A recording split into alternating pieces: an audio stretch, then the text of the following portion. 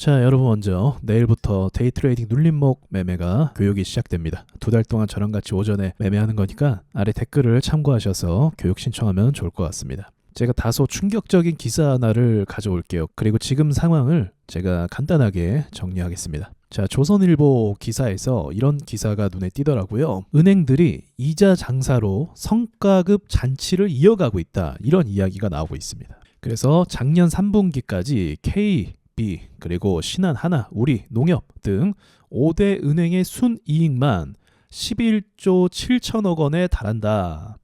전년보다 4%쯤 늘었다. 이런 기사가 나오고 있어요. 지난번 라이브 방송 때 제가 그 말씀을 드렸죠. 대기업은 어때요? 지금 문제가 없습니다. 지금 경제가 어렵다, 문제가 있다 이렇게 이야기하잖아요. 인플레이션과 고금리를 통해서 돈을 번 자들은 누구다? 대기업이다. 그래서 안타깝지만 우리나라 코스피 빼고 캐나다, 유럽, 일본, 미국 모든 증시가 올라갈 수 있었던 이유가 뭐냐면 우량 기업들의 매출이 굉장히 크게 올랐기 때문에 그런 거예요. 인플레이션 때문에 물건값을 더 올려서 받을 수가 있잖아요. 그러니까 표면적인 매출이 증가하고 영업이익도 증가할 수밖에 없는 거죠. 근데 그게 다 누구 돈이에요? 경제가 성장하면서 돈을 벌어들인 거예요? 아니죠. 아니에요. 쉽게 말하면 파이 싸움이죠. 파이에서 이게 서민들의 소득이라고 하면 이거를 이만큼 가져온 거죠. 인플레이션으로. 그래서 대기업들은 엄청나게 돈들을 더 많이 벌 수가 있는 구조가 만들어진 게 지금의 상황입니다. 그래서 속으면 안 되시는 게 미국 경제가 지금 괜찮다고 하잖아요. 그렇지만도 않다니까요. 이런 기사 보시면 미국 호황 아니었어? 하면서 기업 파산 14년 만에 최대, 소비 수요 악화 이런 기사가 나오고 있다는 거죠. 쉽게 말해서 고금리 상황이다 보니까 대기업들은 보유한 유보율이 많기 때문에 굳이 돈을 빌리지 않아도 가지고 있는 현금 가지고 뭐 투자하고 하면 돼요. 근데 이러한 자본력이 약한 중소기업들은 어떨까요? 이자 부담이 커지고 뭔가 투자하는데 힘들고, 그리고 미국 같은 경우는 강달러 현상이기 때문에 수출을 하면 또 어떻게 돼요? 수입이 줄어들 수밖에 없는 거죠. 그리고 이것도 미뤄졌던 거였던 게 뭐냐면 팬데믹 터졌을 때 미국 정부에서 이런 부도나는 기업들의 채권을 다 매입해주겠다. 그러한 정책까지도 펼쳤습니다. 근데 이건 우리나라도 현재 마찬가지거든요. 우리나라 역시도 기업들의 채권을 막 사주고 있는 중이에요. 엄청나게. 중소기업이 그만큼 힘들다는 거죠. 자, 그럼 정리하면은 간단해요. 인플레이션을 통해서 대기업이 수익이 엄청나게 개선이 됐는데 문제는 뭐냐면 이게 유지가 될 수 있는 수입은 아닙니다. 결과적으로는 중산층과 서민층에게 이 매출을 발생시켜야겠죠. 기업들은 어쨌든 물건을 판매하는 입장이니까. 그런데 점점 고금리 압박 때문에 지출이 줄어들게 되면서 결국 이러한 여파는 대기업에게도 영향을 끼치게 될 수밖에 없어요. 그러니까 조만간, 안 그래도 지금 시그널이 나오고 있는데 인플레이션 때문에 수혜를 본 대기업들의 매출도 이제 서서히 줄어들게 될 겁니다. 소비가 얼어붙었으니까요. 그럼 이 문제의 원인은 뭐냐면 방금 이야기했던 금리예요. 근데 금리가 완전 문제라고 보긴 어렵고 금리를 빠르게 올렸던 게 문제예요. 대응할 수 있는 시간을 주지 않았던 거죠. 누가 빨리 올렸어요? 파월이 빨리 올렸어요. 그래서 연준 의장인 파월 때문에 벌어진 일이라고 우리가 생각하면 돼요. 진작에 빨리 올렸으면 사람들이 부동산을 살 것도 고민을 했겠지. 금리가 오르고 이자가 오르니까. 우리나라 한국은행에서도 대처를 못한 것도 책임이 있죠. 결국은 근데 우리나라뿐만이 아니라 전 세계가 이러한 문제를 떠안고 있고 지금 중산층 아래 서민층들이 다 이자 부담 때문에 힘든 상황이다라는 거죠. 그래서 트럼프가 금리를 어떻게 하고 싶어요? 내리고 싶어 하는 거예요. 미국 경제가 좋다고 하지만 중소형 기업들은 그렇지 않고, 그리고 실제로 서민들의 삶도 그렇게 좋지가 않은 상황입니다. 그리고 금리를 빨리 내리지 않으니까 어떤 상황이 발생했어요? 이제 강달러 현상이 발생하면서 각 나라의 환율에 문제가 생겼죠. 그러니까 이 문제도 해결하려면 금리를 내리면 그만이에요. 근데 지금 금리를 못 내리는 이유가 있죠. 그게 뭐예요? 이것 때문에 그런 거예요. 관세맨이라고 하죠. 그래서 지금 전체적으로 관세를 매길 거야 하니까 어때요? 지금 우리도 뭐 맞대응하겠다 하면서 이 반발하는 나라들이 굉장히 많아지고 있어요. 근데 미국 같은 경우는 수입의 대부분을 의존하는 형태이기 때문에 관세가 붙으면 인플레이션은 당연히 올라갈 수밖에 없는 거죠. 그래서 금리를 내리기 어려울 것이다. 이렇게 얘기하는데 이제 트럼프가 어떤 행정명령을 내리는가가 굉장히 중요해요. 그래서 오늘 그런 기사도 있었어요. 여기 보시면 트럼프 인수위, 이건 아직 뭐 결정된 건 아니에요. 매월 관세를 점진적 인상할 것이다. 그래서 인플레이션을 좀 충격을 받지 않도록 할 것이다. 이러한 기사까지 나오는데 저는 이게 좀 약간 현실성 있는 기사라고 생각을 합니다. 미국의 재정 적자가 심한 상황이라서 지금 트럼프도 고민이 많을 거예요. 어쨌든 근데 관세를 갑자기 부과하면 안 그래도 지금 서민 경제가 어때요? 굉장히 힘든 상황인데 이게 다 같이 힘들어지는 상황이 될 수 있는 거죠. 근데 이런 길을 택할 것이냐 이제 반문을 들 수가 있는 거죠. 그래서 지금 아주 중요한 키워드는 이제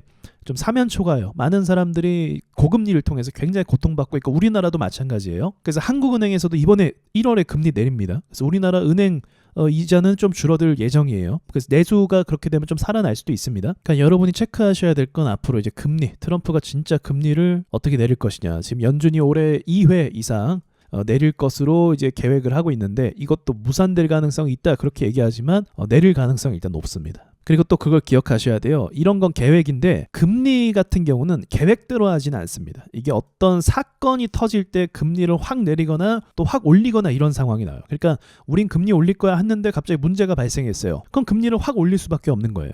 그러니까 지금까지 금리는 사실 그런 식으로 움직였어요. 그러니까 2회 내릴 것이라 예상하는 이런 게 의미 있는 게 아니고 만약에 지금의 이런 중소기업들의 그 어려움 때문에 결국 서브프라임도 이 서민층이 이자 감당을 못해서 이렇게 부동산이 도미노로 무너진 거였거든요. 그러니까 지금 그 상황하고 굉장히 비슷하게 가고 있는 거예요. 그래서 그런 상황이 만들어지기 전에 선제적으로 금리를 빠르게 내릴 것인지 또 그런 문제가 발생하고 나서 내릴 것인지 기억나실지 모르겠어요. 이제 실리콘밸리 은행 있잖아요. 파산 났을 때도 실리콘밸리 은행에 파산 났을 때 금리를 빠르게 내렸습니다.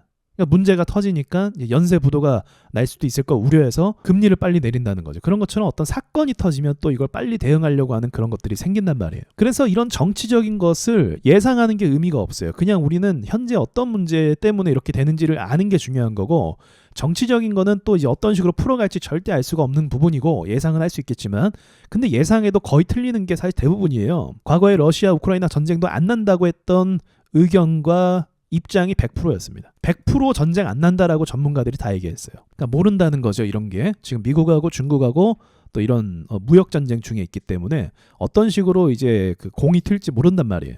자, 아무튼 지금 문제의 근원과 원인을 좀 체크하는 게 중요할 것 같아요. 그래야 복잡하지 않게 시장을 보죠. 여러분 굉장히 복잡하시죠. 저도 이렇게 얘기하는 이유가 저도 복잡했거든요. 그래서 최근 들어서 사실 공부를 굉장히 많이 했어요. 많이 알아보고 많이 고민도 해보고 키워드는 하나로 묶이더라고요. 금리예요. 금리. 다른 나라 경제 상황도 막 다 살펴보고 해봤거든요. 근데 결국 금리더라고요. 금리, 그 환율 이런 문제 때문에 그러니까 그것이 이제 안정이 되면 어느 정도는 안정이 될 겁니다. 근데 그전처럼 막 호황 경제 이건 좀 어렵겠죠. 만약에 경제가 좋아지려면 중국과의 그 관계가 회복이 돼야 돼요. 일단 중국하고 미국하고는 계속 관계가 좋지 않은 상황을 유지하고 있고 그런데 이제 중국이 굉장히 지금 핀치에 몰린 상황입니다. 시진핑 지지율도 굉장히 안 좋은 상황이고 민심도 굉장히 안 좋고 그래서 중국이 무비자로 이제 여행을 허가해주는 그런 것들도 막 생겼잖아요. 중국이 한 수 접는 모습들이 많이 보이기 시작할 것 같아요. 앞으로. 근데 이건 또 마찬가지로 정치적인 부분이라 어떻게 나올지 알 수가 없지만 그래서 경제가 심각하게 타격을 입기 전에